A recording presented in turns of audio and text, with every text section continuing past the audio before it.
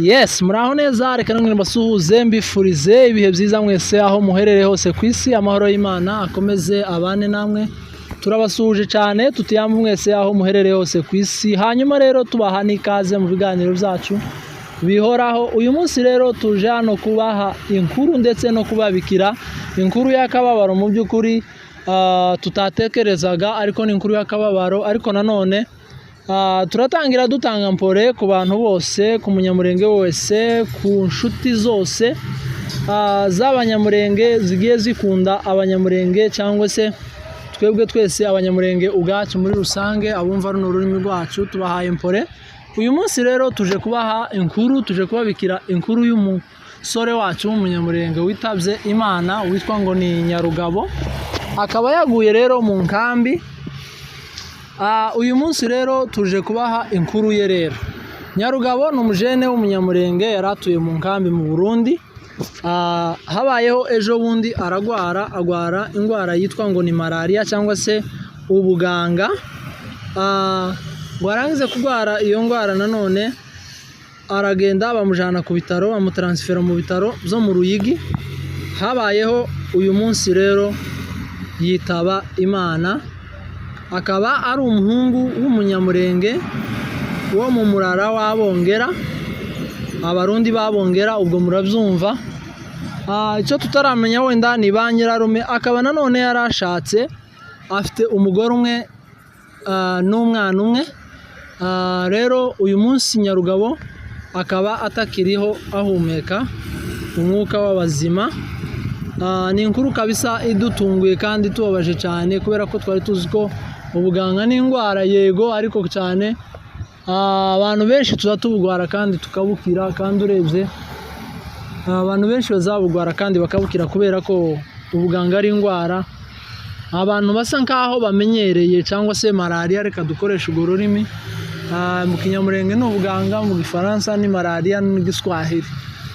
Rero tuje kubaha inkuru uyu munsi rero tutanze mpore kuko Nyarugabo uyu munsi ntabwo akiriho ahumeka umwuka w'abazima ntakiri mu isi y'abazima. Dutanze mpore ku muryango abanyamurenge bose muri rusange dutanze mpore ku banyamuryango be ba bugufi inzu y'abarundi babongera ndetse turatanga mpore kuri ba nyirarume n'ubwo wenda tutabamenye ariko barahari. Dutanze mpore buriya rero ubu tutabamenye n'umwishwa w'abantu bose n'umwishwa w'imirara yose kubera ko tutaramenya abo ari bo kandi ni bamwe n'ubundi muri twebwe dutanze mpore ntimwihangane mu isi niko bimera. Iyi si iwacu Nyarugabo kumva ngo ntakiriho ahumeka umwuka w'abazima uyu munsi ntitukiri kumwe mu isi mu by'ukuri ni ibintu bibabaje cyane. Yari umujene ukiri mutoya umusore w'umunyamurenge ukiri mutoya w'umujambere ugikeneye kubaho umuryango witegeyeho byinshi dore ko yari amaze no kubaka yari afite umugore n'umwana umwe. Kumva ngo uyu munsi ntibakiri kumwe mu by'ukuri ni inkuru ibabaje cyane ariko nyine ni ukwihangana kuko mu isi iwacu turi abashyitsi n'abimukira.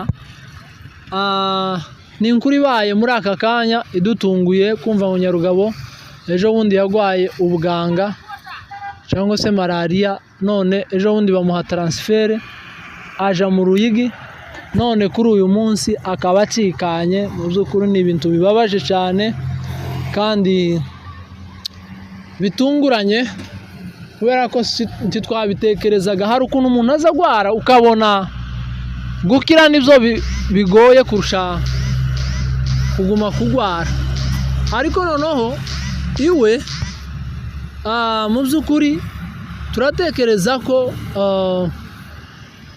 twatekerezaga ko ari bukire kubera ko ubuganga mu nkambi n'indwara isanzwe n'indwara izifata n'abana so twumvaga ko ari indwara isanzwe ariko umunsi w'umuntu wageze ntawe usimbuka nta buryo wowe usimbuka mu by'ukuri.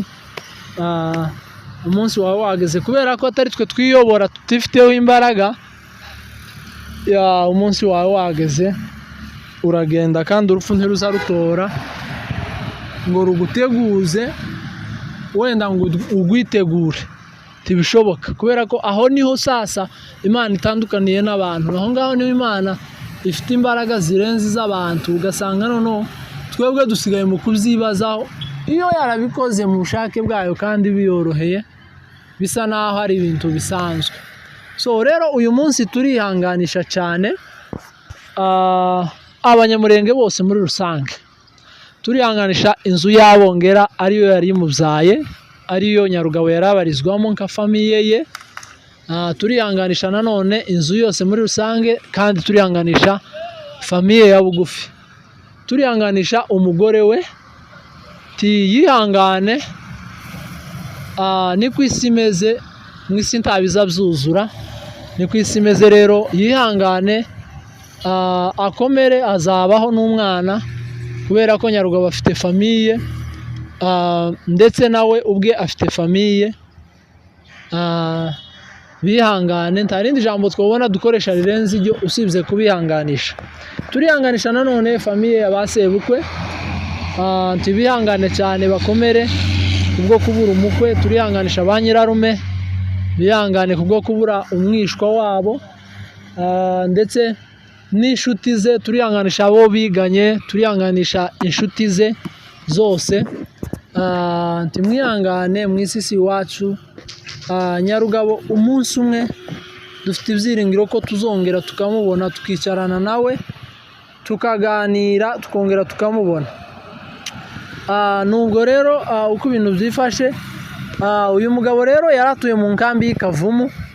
Titwareka nanone kwihanganisha abantu b'Ikavumu k'abaturanyi be, turabihanganisha mu by'ukuri, ntibihangane. Mu isi si iwacu, ni ukuvuga ngo aratubanjirije, natwe turi inyuma. Gusa icyo dutandukaniyeho twese ntitwogendera umunsi umwe, ni ukugenda nyine ugutandukanye umwe umwe. Umunsi buri muntu wese afite umunsi wiwe, kuko ni ukuvuga ngo iyo umunsi umwe ushize wowe uba utakaje umunsi umwe.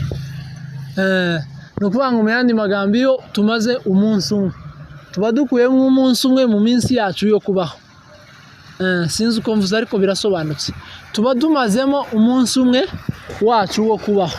So iminsi ni nkaho iwe ari kwibarirwa ku ntoki. So uyu munsi rero akaba yitabye Imana. Ni ukwihangana, mu by'ukuri biragoye, ariko turihanganye kubera ko twamenye Imana, kandi tuzi neza ko umunsi umwe tuzongera tukabonana na Nyarugabo, ndetse n'abandi bose bagiye badusiga, bagiye batubanziriza.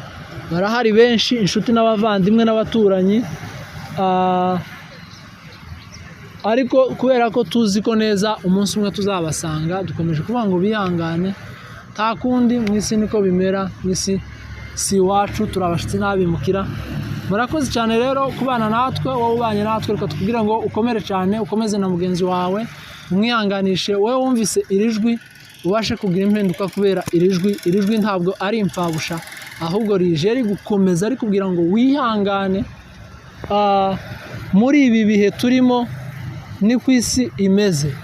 Bibiliya iravuga ngo ntihazabura intambara, ntabwo amarira azahoraho, ngo nkeretse Yesu atsembyeho urupfu n'ibyaha.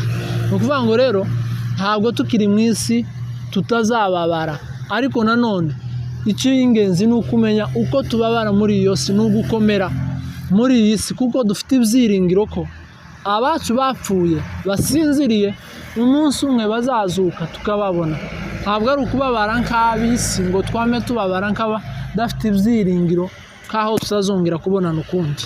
Murakoze cyane rero, turabashimira cyane kubwo kubana namwe. Ikindi, genda ukore subscribe niba utarayikora, kora subscribe kuri channel yacu kugira ngo ibintu byose bikomeze bigende neza, ndetse turusheho no gutezanya imbere. Uzaba ukoze cyane muvandimwe, turagushimiye cyane mu by'ukuri byimazeyo.